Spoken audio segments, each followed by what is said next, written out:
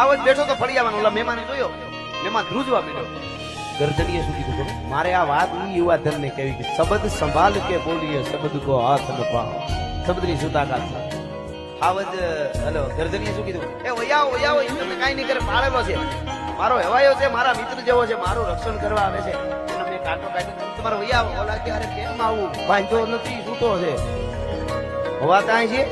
અરે કાંઈ નો કરે, અરે વયાવો, નહીં નો અવાય, પાછું નથી જવાતું. પછી ઓલાઈ શું કીધું ખબર?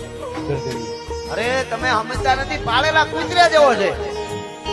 મિત્રો પાળેલા કૂતરા જેવો કીધો ને હમી ગયો હાવજ કે તે મારો કાંટો કાઢ્યો છે એટલે કાંઈ કહી ન શકું, નકર તને વળખાણ આપું કે હાવજ કોને કહેવાય અને કૂતરો કોને કહેવાય. હા હા હા,